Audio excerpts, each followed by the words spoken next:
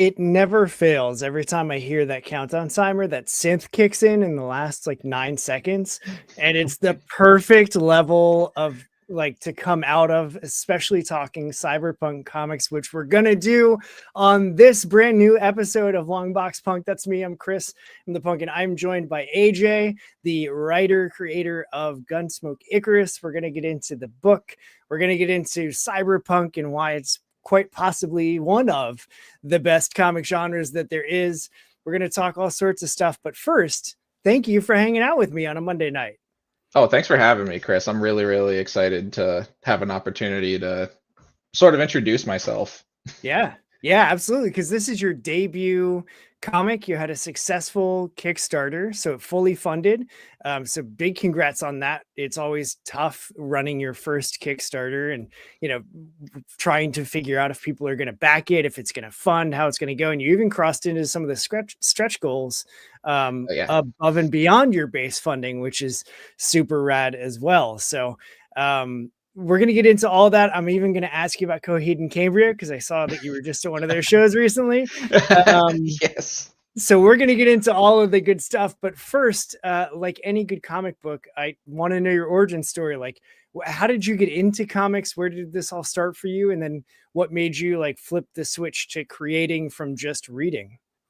So comics have been a thing that's kind of been like a passive part of my life for a really long time. Like when I was a little kid, my parents would get me, Spider-Man comics and Batman stuff and all that good stuff.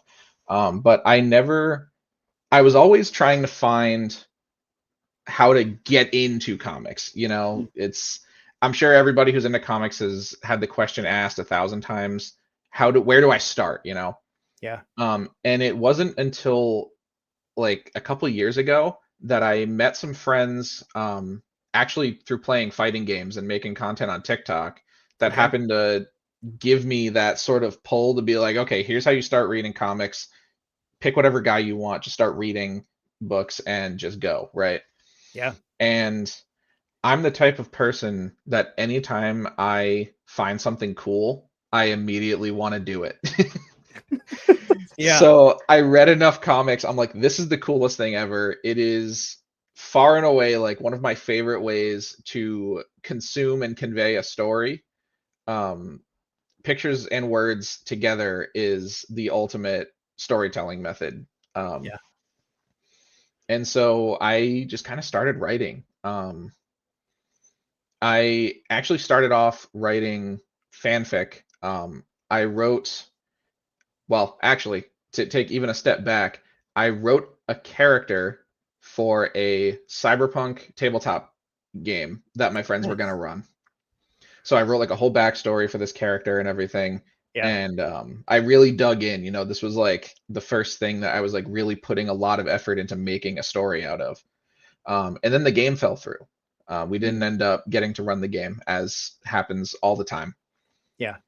But I still had this character that like I really cared about and I wanted to do things with. So I was like, let me just write, like let me write some stories with this character in the cyberpunk universe, right? So I started off by writing with this tabletop RPG character, putting them in Night City, doing gigs and stuff. And I wrote a couple stories like that, and they might still be published somewhere, but um, it wasn't until I wrote like two or three of those that I was thinking one day, and I was like, this is kind of cool and it's fun, Mm-hmm. but it feels like if I'm writing inside this established IP that somebody else created, why not take that extra step and then just make it my own thing, Yeah. right? 'Cause I'm like, I wrote this character, I wrote this story.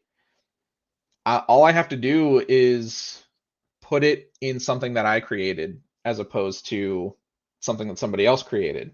Yeah. And then that's when I kind of got started um, writing.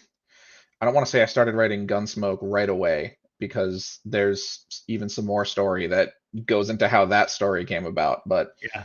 um, that's when I got the idea to like start writing my own stories like from scratch, from the bottom up, and like create characters and worlds and sort of Yeah. do my own thing with it beyond just like writing fanfic or for tabletop games.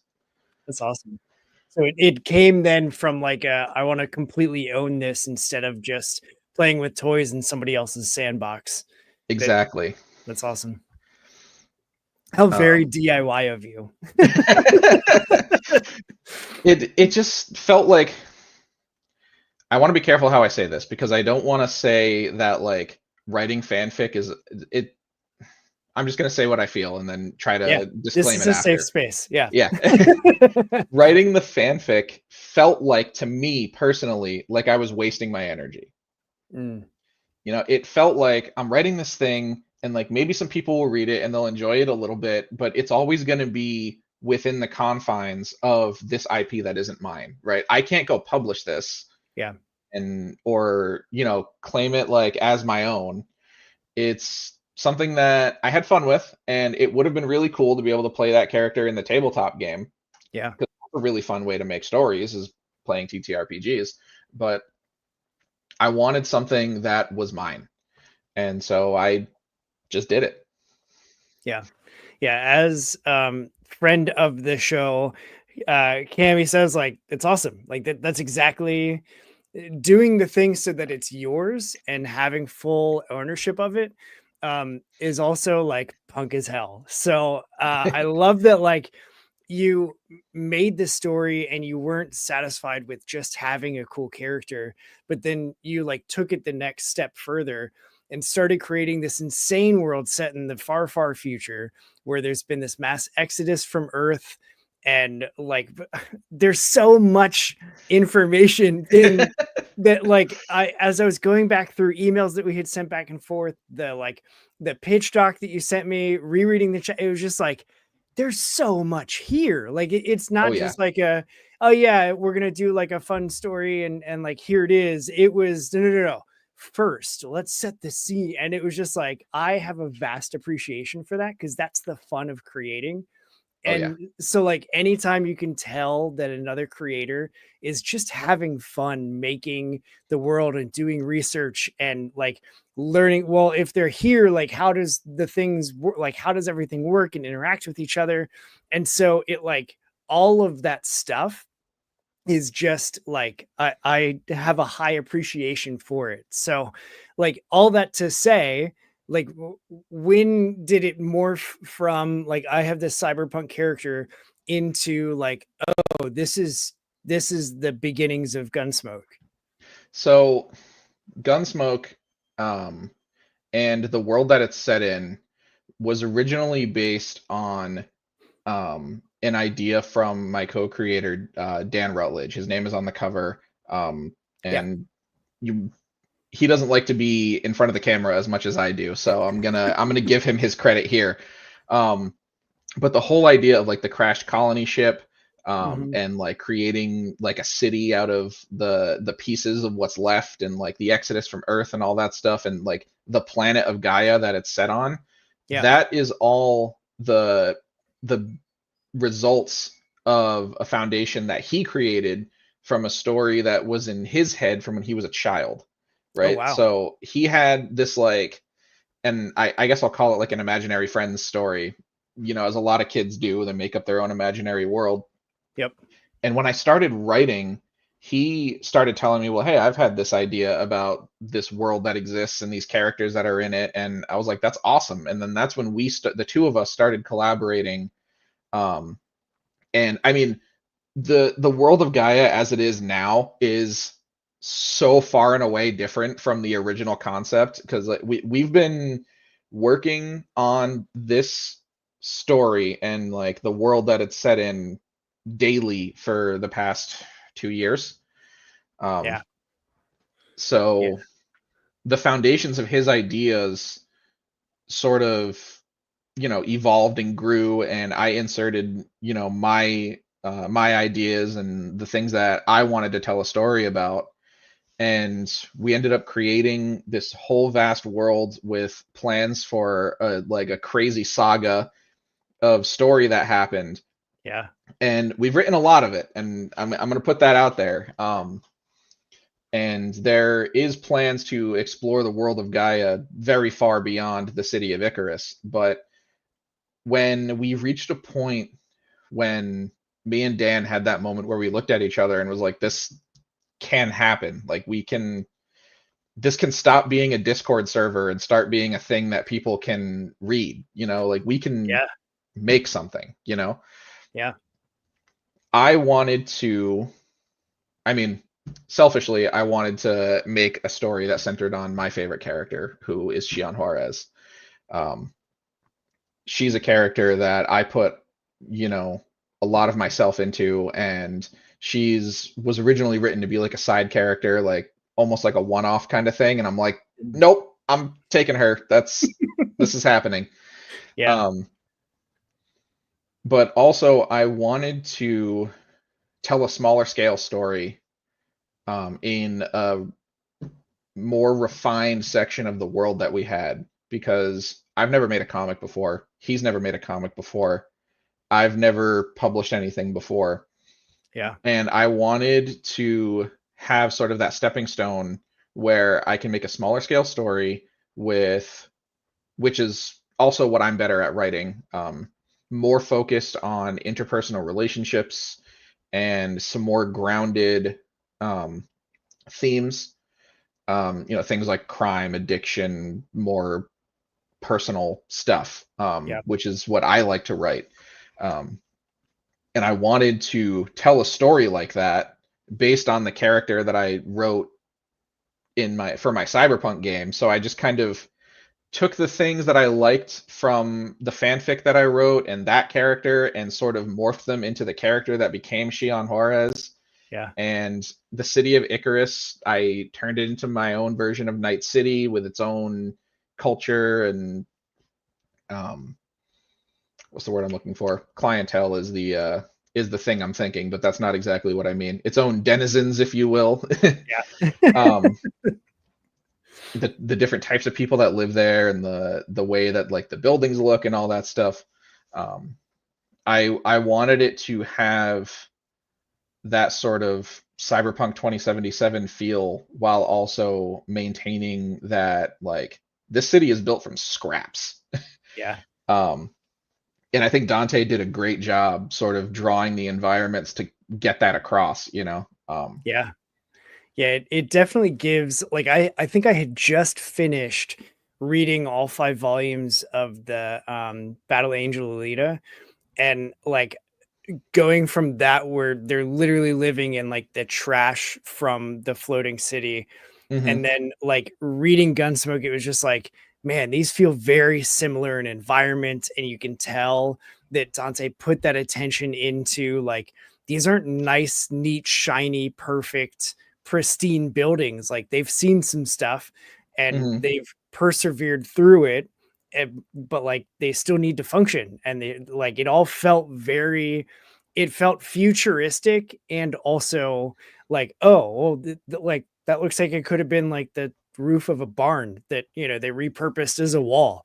Right, And exactly. like, yeah, it nailed it for like the aesthetic of it, the look of something that is both believable and, you know bordering on the unbelievable, of like, how do they make all that stuff work? And then you get past all of just the like buildings and stuff, and you've got Shion, you've got Leon, and it's just like these two characters interacting together um feels very real. Like reading all the dialogue, there wasn't any moment where I was like, that feels kind of forced. It was like, no, these are two people that have been living and working together, and they're like breathing and living alongside each other in this story.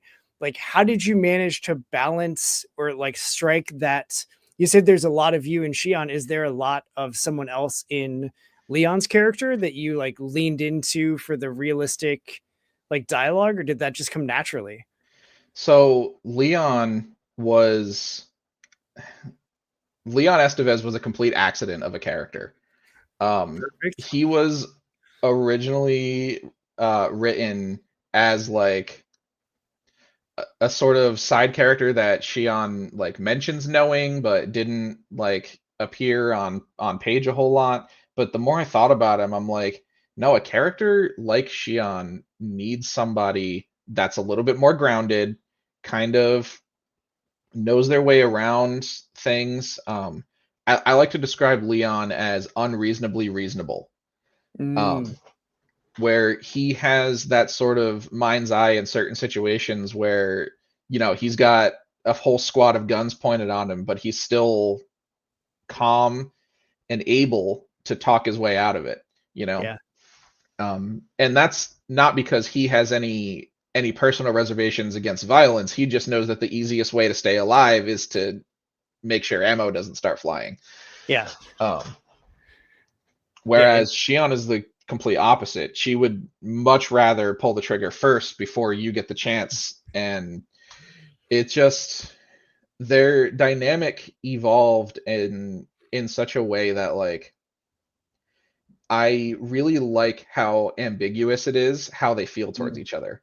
yeah. Right? You can feel that there's like romantic tension, but they never outright say that they're like together, but they very much have the air of best friends, and also they've been working together for a long time. Yeah. And to say how I pulled it off, I mean, I don't really know. I guess I guess I would say that, like, I like to say that I have a good sense for writing dialogue that sounds like people would actually say that, you know? Yeah. Um, I very much, and part of my technique is I always read my dialogue out loud to myself when I write it. Because if it Smart. sounds weird coming out of my mouth, it's probably not something that somebody would say, or they wouldn't say it in that way. Yeah. Um, and then working in the fact that they're both bilingual was also like really important to me. Yeah. Because I think that bilingual characters get done poorly a lot. Mm, And I wanted to not do that. yeah. um, and I'm also not bilingual. So That was my next question. Like, yeah, no, so are you bilingual? no, I was sorry, brain freeze. You're good. Um, I am part of a Puerto Rican family. So my Okay. grandparents are fully bilingual, came from the island of Puerto Rico, everything. So I have a Hispanic family, but I was never taught and raised to speak Spanish. So writing this comic was also an opportunity for me to like drive myself to learn so that I Mm, can write these characters in a more believable way. yeah. Um, because sitting down with Duolingo is like torturous to me. Like I can't For do it. sure. I Yeah. cannot learn a language out of a book like that. Yeah. Um, so I'm like, let me do something that will make me learn Spanish, right? And Yeah. I couldn't think of a better way than to make my character speak Spanish and put the effort into translating things properly and making sure things that I'm saying sound the way that they would. So I did a lot of avoiding Google Translate and trying to find there's actually a website I really like. It's called High Native, where Okay. it's kind of like a forum where you can like ask, how do I say this in X language? And people who are actually native speakers of that language can come in and like give you recommendations and Ooh, translations and things. that's awesome. So on top of talking to people that I know in real life who speak Spanish, I got a lot of like actual feedback on how things would be said. Yeah. Um, and I think that goes a long way into making their character dynamic sort of feel believable. Yeah. Yeah. And like one of the things, I think it's hysterical. Like we made a Spanish speaking character without knowing Spanish. Like one of the That's Dan, by the funniest. way. He's the co-creator of the book. Oh, That's perfect. that's the Perfect. Dan. Great. He's the camera shy Dan. Got it. But like even reading it, so I know a little bit of Spanish, but I'm by no means bilingual. But like my best friend who I've known since like fifth grade, sixth grade, so it doesn't matter. The late 1900s. Uh, he's Puerto Rican, and like so he transferred from Puerto Rico to my like elementary school in whatever middle school, junior high grade that was. And we've just been best friends ever since. And Hmm. like his parents only speak Spanish at home because his mom is from the island and his dad's from Texas. And like they met, Hmm. he was on a work trip, whatever. but like, so I was always around it there, and I was just like, well, I want to be in on the know. Like, I want to know what you're saying. And so I jumped into it in high school and I continued it in college. I just had a really terrible professor that didn't like Ugh, teaching, but he was like teaching Spanish. right. He would just like assign stuff for us to read.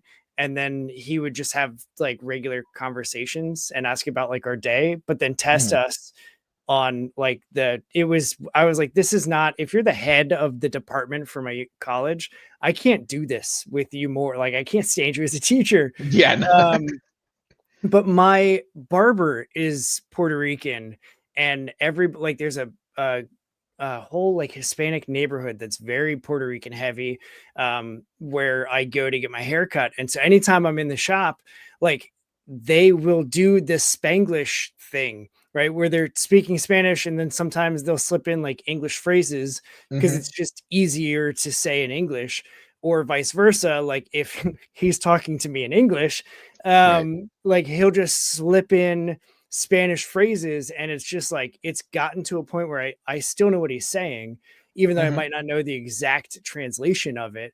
But it's like it's a very fluid way of talking. And so like saying that you didn't speak Spanish before you wrote it was like, but no, that's how people talk. Like that's how my Puerto Rican barber talks all the Yeah, time. that's how my grandparents talk, you know? It's like, and that's the feeling that I wanted to capture, right? That feeling I have where my grandfather is talking to me and he doesn't know the exact phrase that he wants in English, Yep. so he just says it in Spanish, and even Yep. though I don't know the exact translation, I still know what he means. Yep. That's the feeling I wanted to capture for the reader when they're reading the dialogue in Gunsmoke.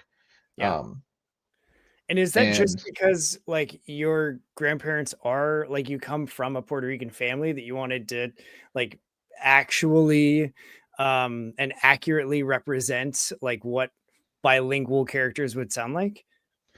I think that's a big part of it.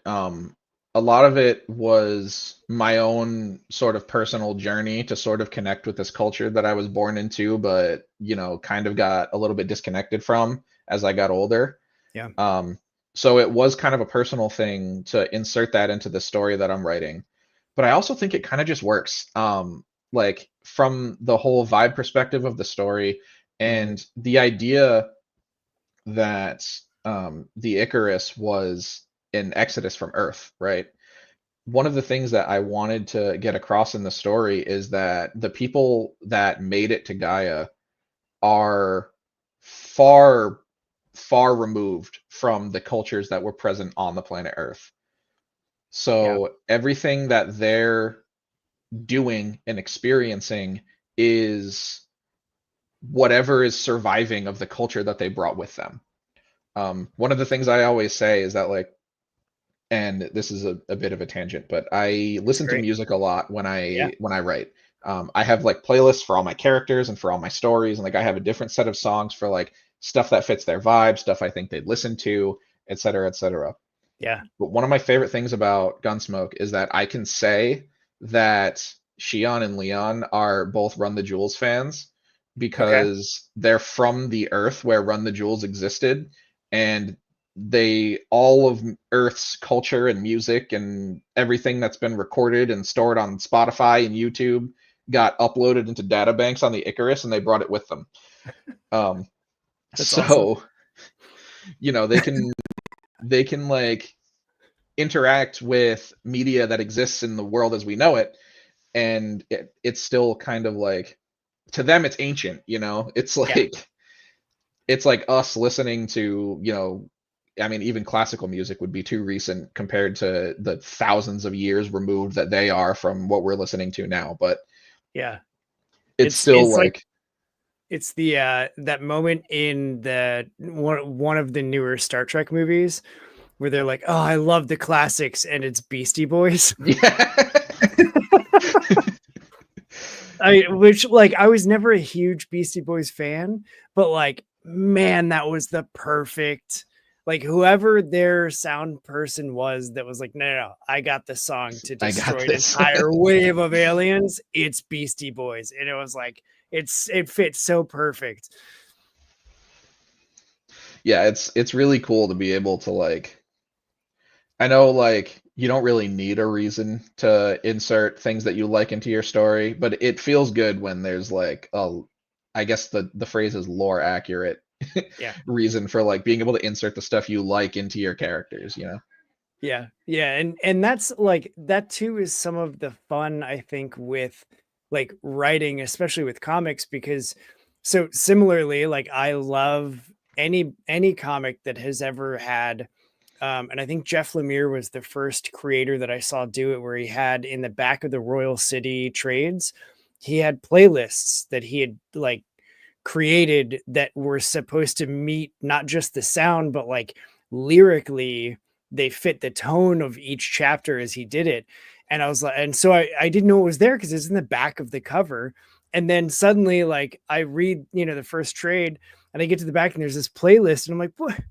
Well, now I got to read it again with this music playing because I want the Right. full experience. Like, I love stuff like that because it takes comics from just being like, I have a thing that I'm reading. Look at me read the thing. And suddenly you're like fully immersed in the world with the music. And even if it's like, yeah, this is a playlist that my character would listen to in the car in between, jobs or like going from work to home or whatever, like that, knowing that piece of information is one of those things that as a reader I love, and as a creator I love doing, because Hmm. then it's like, yeah, I get to have a lot of fun with that because like I get to figure out what do my characters want to listen to. It's not, the same stuff that I want to listen to. It might be, but like It it could be, could be might not, you know. totally different. Yeah. Yeah. I've discovered so much music from like trying like going down rabbit holes of stuff that I think my characters would like and like fits their vibe and stuff, and I find myself liking a lot of it, you know. Yeah. So like what are some bands that Shion and Leon like? Well, both of them are Run the Jewels fans. Um, let me hold on, let me pull up my playlist now because I've forgotten every song ever as soon as you ask me. Of course. And if they're not, songs or bands that you regularly listen to, it's easy to forget. Like I have the same thing with the, as I was creating my first comic, it was like, well, they need to have a playlist. And I Yeah. couldn't tell you anything on it right now because I'm like, I don't know. It fits, but I don't know what it is. Um,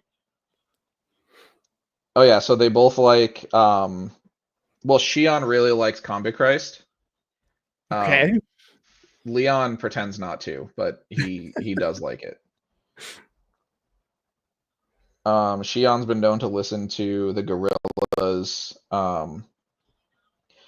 Leon usually finds himself listening to more like reggaeton and like Okay. urban rap stuff and Yeah. um that sort of thing. That's more what he's into. Shion's favorite song ever is "Smooth" by Carlos Santana and Rob Thomas. I love that song. It's a good song. It's so good. I Um, remember watching that music video. Like that song was right around the time that burnt CDs and stuff were like everybody was burning CDs all the time. mm, And that was on like one of the first CDs that a friend of mine in like junior high burnt me, and it was Smooth. And I was like, this is so I was so dumb. I didn't know anything about anything. I thought like the featuring Rob Thomas, because I would watch the music video. I thought Rob Thomas was Santana and Santana oh, was Rob Thomas. Because I was like, well, why would they feature a singer? Like, wouldn't they feature a guitar player that's going to shred? right. And then I did my research and I was like, oh, Santana's wait, I like Matchbox 20. Like, 20. that guy's name is Rob Thomas. Okay. I had no idea. So, you live and you learn. But yeah, I can still see that and the music video for Maria by Yep. Santana, like those two music videos together, absolutely just like fully stuck in my brain. And I have no idea why it's those two. I mean, good music sticks with you. It does. Um, What but yeah, would do you know Leon's all-time favorite song? you If know, hers is Smooth? Leon is one of those guys where his favorite song is whatever he's listening to right now. Um, Leon kind of just like listens to music in the car on his way to places, and like he'll put it on while he's working on his car because he's a car guy. Yep. Um, if you've read the comic, you can see a little bit of that in the initial interaction. Um, but if you ask Leon what his favorite song is, he's going to give you a different answer every time. He's one of Um, those. yeah. But I know that Shion loves stuff that's like high energy. She loves to dance. And sort of she doesn't like stuff that doesn't have a lot of rhythm to it. Um, so she definitely wants to like stay high energy like all the time. Yeah. Which is difficult to do because at some point your feet start hurting and your lower back starts hurting. Not hers. Not that I mean, I wouldn't know that either, AJ. I would not know what that's like. um, but I love that folks are sounding off in the comments. I usually don't have this many people commenting, so thank you as you're watching for joining in. This makes my wife very upset, knowing that like Meteora just turned 20 last year. And someone, yeah, Dan also chimed in that Hybrid Theory is now considered classic. Gross. We have like an oldies station here in Ohio that when I listen to, like, if I have just, trying to find music because everybody always takes commercials at the same time, and I'll land on the oldies station, but now they're playing like 90s music. And I'm like, that's not old. Like, if that's oldies, what am I? Because I'm like, oh, I love this song. What station is this? This is oldies. Turn it off. Like, just turn off I'm Get rid of done. it. Nope. If I could take it and throw it out my window, I would. The music is great. Just give me the songs without telling me that you think it's oldies. Yeah, don't play that and then do a station ID with you're listening to WGRR Oldies 103.5. Like don't do that and then follow it up with like a Preparation H commercial. Stop it. I don't need this kind of attack in my car, right? I'm just trying to wake up as I drive to work. I don't want to have to deal with you making me feel old. This is why I don't That's listen to so the good. radio. Yeah, I really I'm in between audiobooks right now, and that's Hmm. usually what I listen to when I drive. And so I'm just like, what's even playing on the radio right now? I have no idea because I usually listen to audiobooks. So I've been listening to the radio for the past couple of days as I've been driving all over the freaking state for all the things. And like that's when that happened to me. And I was like, I don't appreciate I don't care. I'm just going to put on Pandora and listen to those commercials because they don't attack me as I listening to my music. So that's good. But speaking of music, you just saw Coheed and Cambria. I did. Um and it's perfect timing because, well, I don't know if it's perfect, but I was just listening today to The Year of the Black Rainbow. Hmm. Like one of their songs came on after I like fully binged an album. It was like, oh, playing recommended song, and Coheed pops up, and I was like, you know what? Usually, anytime Coheed pops up, I'm like, nah, I don't. I need more than just a song, and so I end up listening to, a complete album before I move on. And today, for some reason, it was the Year of the Black Rainbow, and then I saw that you were just at Coheed. Like, how was that? How was the show? What was? That show was so good. It was part of the what was it called? Something the Eternal Arc tour or something like I think it was called the Eternal Arc tour that Okay. they went on with Mastodon. Okay. Um, Jeez.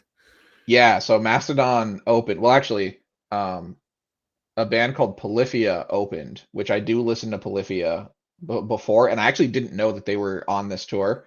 But Isn't they're that sort awesome of when that happens? yeah, and I'm like, oh wow, like I haven't listened to them in a while, but it's really cool that they're here. They do like really sort of technical, genty kind of heavy metal stuff, Okay. um, which I'm into. Yeah. Um, but then like Mastodon came on, and I had never really listened to Mastodon before, but like I got into them, I started to enjoy it like at the show. Yeah. But Coheed actually, absolutely blew it out of the water. I mean, they're my favorite band of all time. And that was Yeah. the first time I got to see them. Oh, So nice. yeah, so they played a lot of their newer album, um, which is great. I love the new album, Yeah. The Father of Make Believe. Um, it That's just got came the out like like this pinkish, year. purplish, like circle Yeah, thing. Okay. um, great album. I've top to bottomed it like as soon as I found out it existed. Yeah. And then like they played like my favorite album is Second Stage Turbine Blade. Yeah. I'm one of those, you know. Yep. Um, I get it. but Coheed is the first band that really gave me that feeling of I have to listen to a whole album. I've never Mm, been like that type of person before. I could usually just sort of shuffle a playlist like made up of songs that I like and just kind of vibe with whatever's on. yeah. But Coheed is really the first band that like I and the only band that I listen to where I'm like, nope, I need the whole album, entire thing. Yeah. It's Um, and every single one is is exceptional. fantastic. All of them, every time, no Yeah. misses. So have you also then listened to Claudio's side project? I knew I was gonna the Prizefighter Inferno. Have you listened to that?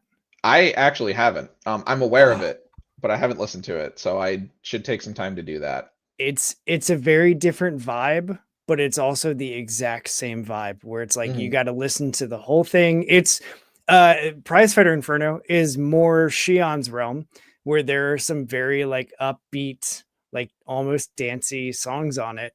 And then but like the lyrics are super just like Claudio Sanchez written, where it's Right. like, oh God, I'm heartbroken and I'm bleeding tears and like all of that stuff, right? And but then it's got this like ba ba ba da in the background, and you're like, what the hell is I that? It's so love when good. he does that. I mean, something like The Devil in Jersey City, like Yeah. that song is like so sad in the context of what it is, but it's also like this super upbeat, like almost poppy like Yep. rock song. It's so good. Yeah, the crossover of those two. So like I when I first heard Coheed, it was because of MTV and one of their video for oh God, it was on the album after Second Stage Turbine, which the like super long, like in keeping secrets of the Silent Hill Earth 3 or whatever. Yep.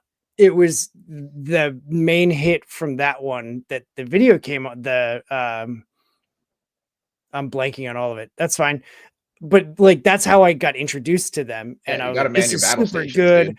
Yeah, Yeah. it like, oh, dude, that album and like him singing that, like the Man Your Battle Stations parts. I'm just like, oh, tell me where to go, Claudia. Like it Uh-huh. doesn't.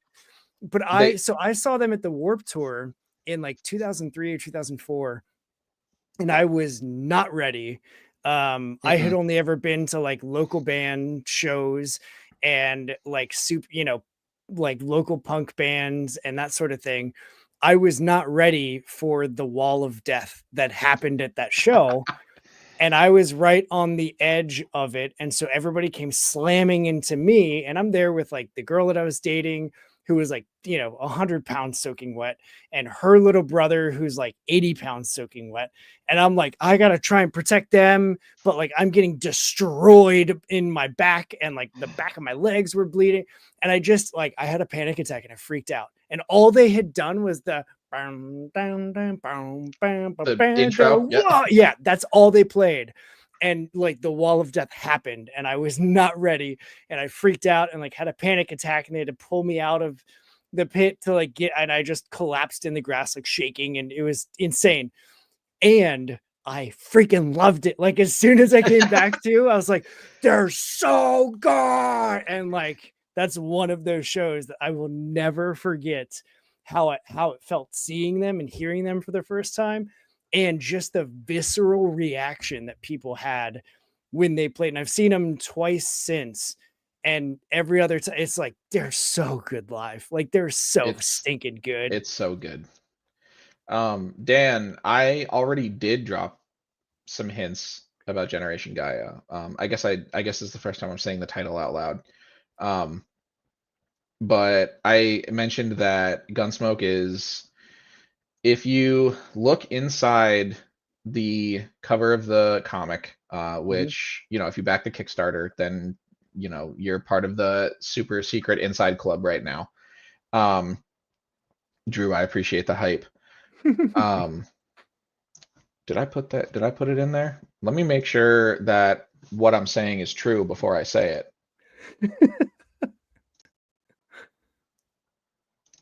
Pull up the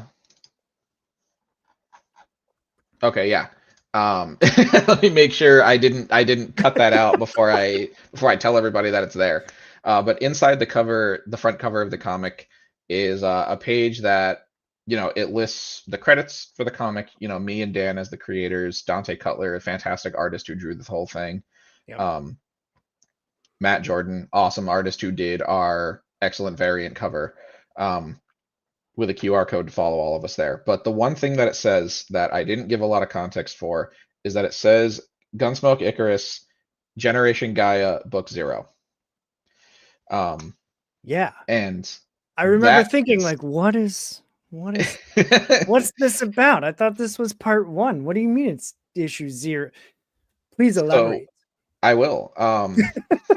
I mentioned earlier that, like, this whole thing started from this huge idea that Dan had for this massive, like, space fantasy story, right? Yep. And we have so much of it plotted out, and we're really excited to start making it. But Gunsmoke exists both as a stepping stone for me as a writer, and as a comic creator, but it also serves as a prequel for the story that doesn't exist yet. And so that's why it's book 0. Because Shion's story of, going through what she's going through in the city of Icarus is really unique to her. And that's the story that I wanted to write for her, is, like a really personal, in the grand scheme of things, low stakes. It's high stakes to her, but as far as the rest of the world is concerned, it's really low stakes, grounded story. Yeah. But it sets the stage for her to become a part of a much larger space fantasy, science fantasy story. And the running title for that is Generation Gaia, where we go into much bigger stakes, more characters, different protagonists. It's so hard not to say spoilers. That's true. It is. You're doing great tap dancing though. It's really, lots of foreshadowing going on in Gunsmoke that I've written most of the story that you're going to see in this comic already. And where it ends up and where it's going is so much bigger than what I'm making right now. And both of us are really excited to share more about it. But yeah, not only are we holding on to it for the sake of, spoilers, but also a lot of it is still in the works and subject to change and rewrites. And I mean, you know how it goes. Yep. And still being so far out from, like, even Gunsmoke being completed that so much can happen. But I want it to be clear that this story is a doorway into something that is so much bigger, than the story that I'm telling here. And we're really excited about it. That's awesome. And I love to, like, I think I just mentioned it last night on the stream, but, like, I love when creators already have, like, the bigger thing mapped out, or at least, like, penciled in with bullet points, because that, like, as a reader, when I go into it, it's like, oh, you didn't just, like, come up with this story to, flash in the pan, like, yep, I have that, add it to the list of things that I've published. Like, it tells me as a reader that you not only care about these characters, but also this world and the bigger picture, and not just being focused on, being in the gutters and in the basements and these like microcosms that are happening. Like you're focused on this bigger thing. And as the reader, I'm like, awesome. Like, let's get cool. Like, give me all, like, especially when it's a badass story with, you know, that's got full of action and like suspense, and there's the relational aspect, and, you know, it's thrilling. Like it's got all of this stuff. Right. And to know that you've got even more in your back pocket that you're working on and getting ready to, like, you know, we're going to unleash this whole thing. Like that's the kind of buzz that's like perfect for new readers to be like, cool. Yeah, no, let's get to know the characters in the world. And then like hit, you know, drop this like sci-fi magnum opus thing on us and just let us dig in and feast, because like that's the beauty of comics is you can have the one-offs that tie into the bigger. So go ahead. Sorry. I'm no, it's okay. I'm just like really excited that this issue 1 was successful, right? Because this is the starting point, you know, this is the beginning. This is the first comic I've ever written. Technically, it's not the first comic I've ever written. It's the first comic I've ever seen to realization. First comic I've ever published, produced. There you go. It's the beginning of this character that's like really important to me, that I put a lot of like work and emphasis into. And it's also the kickoff point for like this super crazy world that I've been building with my best friend for 2 years. And it's so cool to be the one that knows where everything is going, you know? Fun fact, Gunsmoke actually started as a novel. Really? Yeah, when I was originally writing this story, I was writing it out in prose because I didn't have resources to pay an artist. I don't know how to draw. And so I didn't really feel like I had resources to make a comic, even though that was the medium that I wanted to tell the story in. But in my head, I was like, I'd rather write this thing and have it exist and be something than have it sit in my head forever because I felt like I didn't have enough. You know what I mean? Yep. And so I started writing, I was writing 1 chapter at a time. I was publishing it. I was publishing each chapter publicly as I was writing it. That's awesome. There might be some people in the chat that remember that era and have read more of the story than what's in the comic. A lot of it's changed from what they probably remember, but I'm now, we came into the resources to be like, hey, let's just get this drawn, you know? I met Dante a few years ago through, actually, Terrible Broseph in the chat is the one that introduced me to Dante, because he's known Dante for a decade. And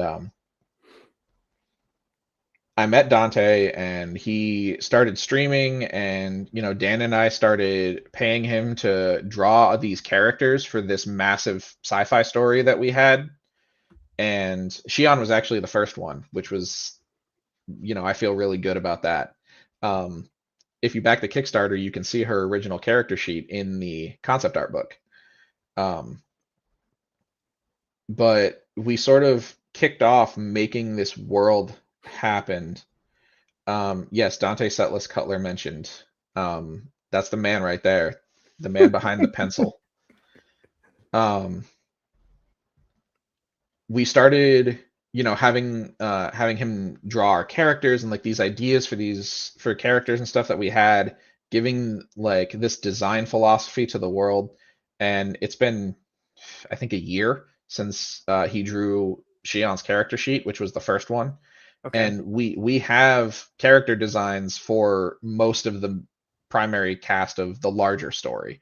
And we're using some of them for Gunsmoke, but that's cool. Dante has been involved in this project for the past year before we said, hey, we're doing it, you know?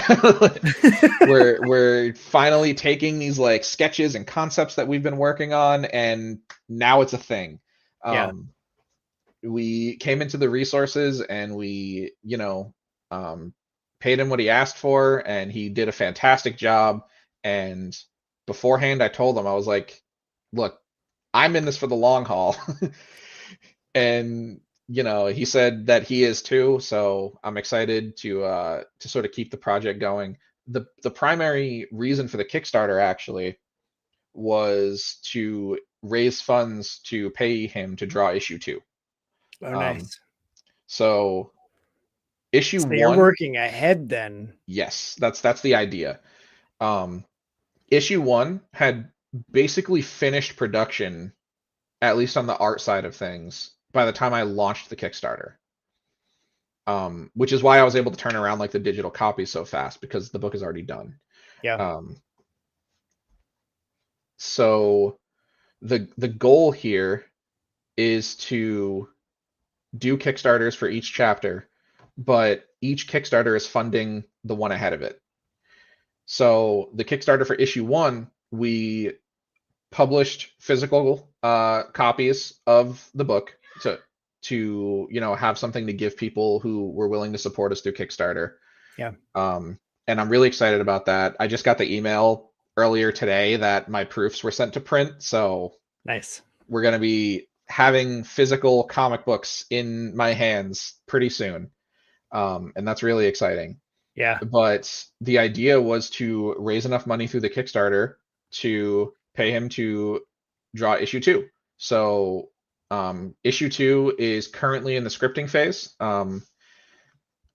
But he's already been paid. So issue 2 of Gunsmoke Icarus is happening thanks to the successful Kickstarter campaign. That's awesome.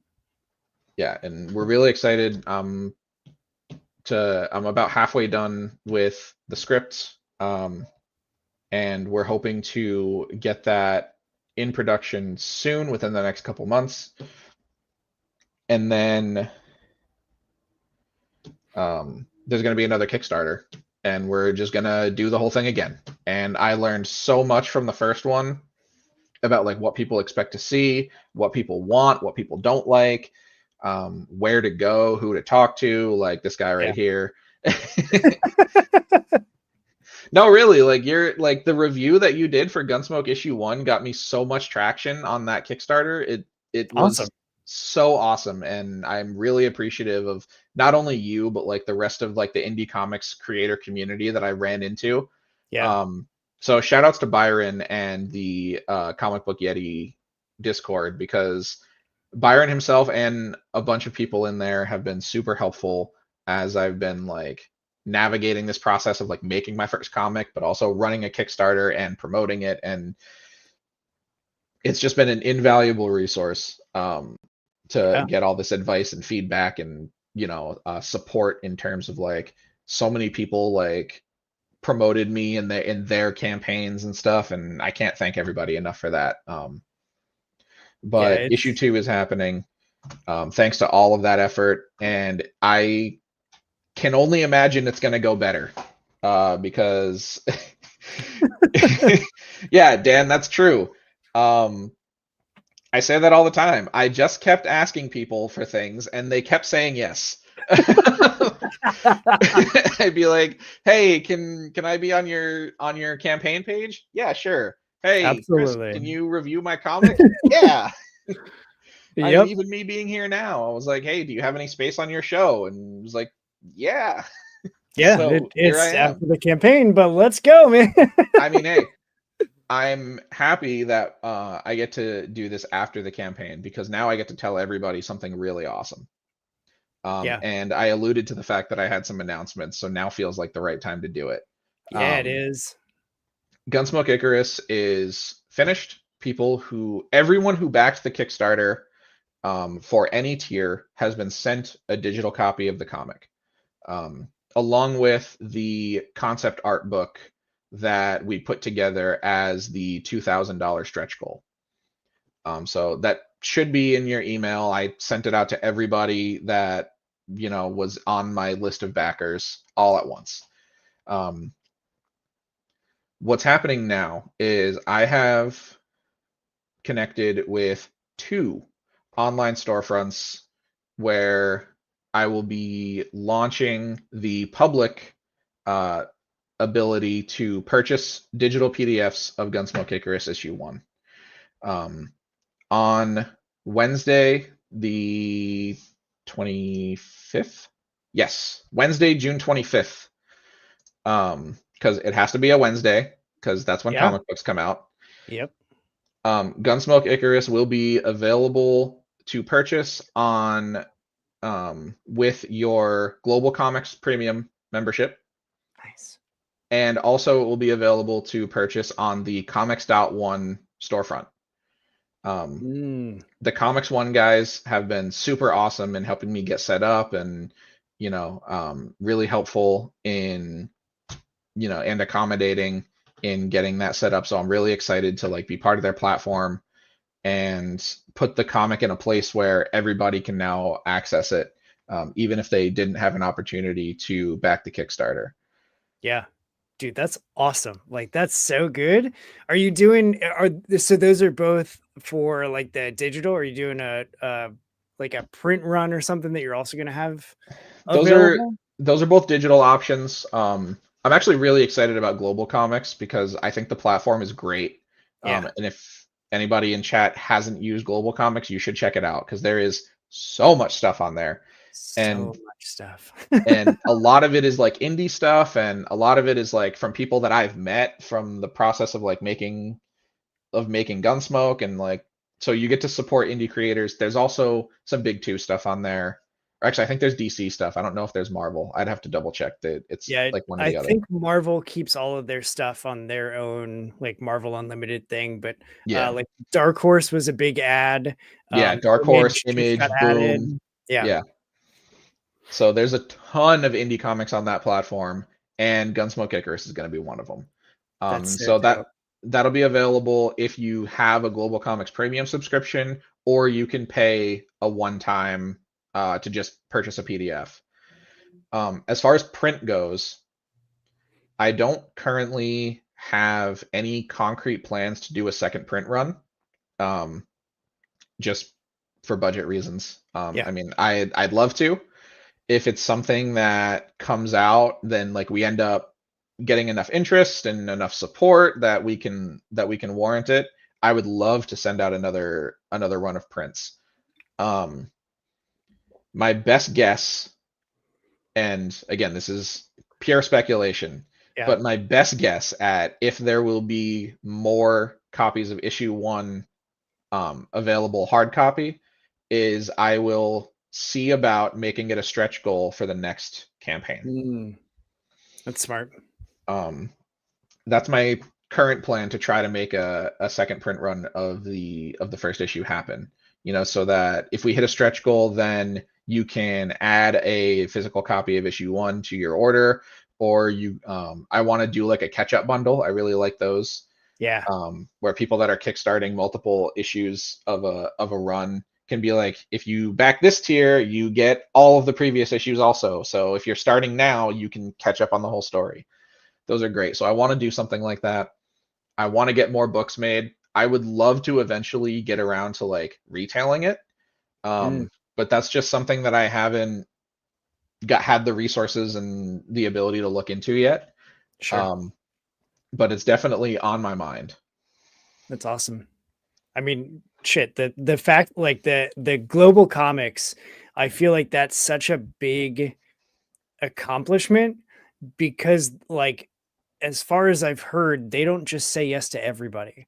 Like there's a vetting process. I've heard. I don't know if that's accurate because I haven't actually worked with them yet, but like the fact that you've got your book on there next to all of these other insanely talented creators and these awesome books, like that's a hang your hat on that. Like that's Yeah, definitely worth celebrating for sure. I'm really, really excited about that. I mean, my global comics library has like Invincible in it and like, Grimm and like Yeah, all of these like crazy popular and successful comics, and like knowing that my comics is going to be on the same platform, it's awesome. that's so good. I love that Yeah. for you. I really love it for you. So like how do people keep up with you for future updates on Gunsmoke and Gaia and all of the things, all of the places? So primarily you can follow me on Bluesky, at it's AJ Lynch dot Bluesky dot social, whatever it says, the Bluesky thing. Yeah. Twitter is the same at it's ITS AJ Lynch. I'm also on TikTok on this under the same handle. I do want to start posting more on there. I haven't had an opportunity to do a lot of promotion for the comic on TikTok. So if you look at my page now, it's going to be a lot of fighting game content. But I'm in the process of planning that pivot and sort of just making it like about my writing. And if I do like, some more other projects that might not necessarily be Gunsmoke or something like that, you'll probably find it on one of those 3 platforms. Nice. That's awesome. And so for do you have late pledges still for Gunsmoke, or is that Late pledges already have been closed. okay? I I figured because closed. you just put in the order that it probably Yep. had passed. Okay, got it. They So the were best way then is to follow you on socials and wait for the 2 Wednesdays from now for Yep. when it's available digital. Exactly. I wanted to give my backers that sort of period of exclusivity. I think that they earned it for helping me get the project done. So Yeah. I like the idea of them being the only ones that have it for a couple weeks. Yeah. And they can read the digital versions and stuff while we're waiting for the prints to come in. But June 25th, right at midnight. I think I have to update one of them manually, so I'm gonna try to update it right at midnight. If not, I'll probably do it the night before. But Gunsmoke Icarus is going to be available for purchase. That's awesome. Thanks, business. I appreciate the hype. You're getting a lot of love in the chat as well, which is just super sick. So like everybody's excited. I'm excited. You're excited. We're all excited together for more Gunsmoke. And all the stuff that like all the moves that you're making and the fact that you're making them and not holding back and just keep asking and people will keep saying yes. Like Dude, nobody said no to me yet. It just it's great. that's so good. Like For that's real though, the indie comics creator community has been so great. Like for real, because it sounds like a joke when I say it, but it really is true. Like I just keep asking. I ask for advice, I ask for help with promotion, I ask for time on somebody's podcast, and nobody wants to say no. Everybody wants to help, everybody wants to be a part of it, and everybody wants to see more comics get made. It's great. Yep. I did get a famous pull quote. That is true. That's awesome. On the cover of the book, I got a pull quote from Stephanie Phillips, nice. writer of Ghost Spider, and she wrote Spider Gwen, but she wrote Grimm. That's the word that my brain mixed up. Is her indie project published by Boom. But yeah, I mean, I reached out to her. I asked if she wanted to read it. I mean, I didn't go in with the intent of getting publicity off of it. I was just like, hey, I really like your work. I'm making a comic. I'd appreciate it if you read it. And she did. And she gave me a pull quote, which is now on the cover. And that was one of the coolest experiences of my life. So that's awesome. There's nothing quite like the magic of making comics. Like it's just the freaking best. It really is. That's awesome. So that's those are actually like all of the things that I wanted to specifically ask you about, but I'm not done yet. I have 2 more things that we're going to do. The first, we're going to pose and I'm going to take a screenshot and I'm going to use that for the YouTube thumbnail. It's mainly because this makes my life easier and it can make for fun poses as well. So I've got the shortcuts and I will do a play on the review thumbnail as well. We'll go 3, 2, 1. James Bond eyebrow. The second one is hang on. That is a fun fact. That can't be real. And that's not true. Real. That's not true. He's read Gunsmoke Icarus. Yeah, see? Come on, Dan. You've read comics before. So the other thing, this is the thing that I warned you about, is I love doing this show because it allows me the opportunity to talk to indie creators, first-time creators, seasoned veterans, all through the gamut with all sorts of backgrounds and experiences and paths that led them into making comics, which I love having that through line with so many people. because we need more through lines in 2025 that connect us instead of dividing us. Right. That said, like I always want to make sure that I have a space for every creator that comes on to just share anything that you want people to hear from you. It could be a sales pitch for Gunsmoke Icarus. It could be something completely off the wall about, you know, how Second Turbine Blade is one of the best prog rock, prog metal albums of all time. The content doesn't matter at all to me. I don't care what you say. I just want you to be able to have a chance to say it. So, AJ, the floor is yours. I think the biggest thing I want to say is it's really, really important to just do the thing. Do it bad, do it now, do it before you feel like you're ready. Don't wait for some sort of strange condition that you've made up in your head that you think, well, if I just wait for this, then I'll be able to do it. And because that you're always going to find something new. Yep. I and me and my friends, we successfully made Gunsmoke because we just did it. You know, I started writing the book. We saw an opportunity. We took it. We ran with it. Now there's a comic book that exists. And during no during no step of that process did I ever know what my next step was going to be until I got there. It was very much, okay, well, this needs to happen now, so here's how I do this. Okay, I wrote the script, now he's drawing it, now we need money for issue 2, Kickstarter. And then you just learn as you go, complete every step to the best of your ability, and make the thing. Because if you don't make it, it doesn't exist. Yes. That's all of the things at the core of the show is just do it, do the thing. And if you don't know, reach out, because it's not a unique experience that the indie comics community of creators, word, it's not unique that like there are so many people in this community that want to help and want to see new creators step up and make the thing. And like everybody has a story to tell. Too many people get caught up in how they're going to tell it instead of just telling it, and like figure it out as you go. That's the best way to learn. And the more people that learn, the more art we have. And I read somewhere, and I freaking love this, is every act of creation is an act of micro rebellion. And like in a world that's telling you you don't need to create because we have AI and we have tech that'll do it for you, everybody else is saying, no, you do. We need your art. We need your story. We need your thing. Please keep making the things and take AJ's advice and just do it. And if you don't know where to start, reach out. I'll reach out to me. I'll help you however I can. I don't care. Like I want more comics. I want more stories being told, more diversity, more all of the, like we need all of the voices to be heard.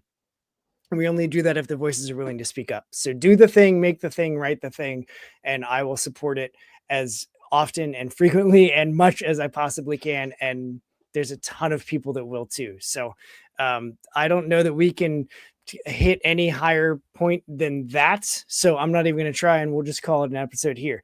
Sounds great. AJ, this has been super enjoyable. I really appreciate the time.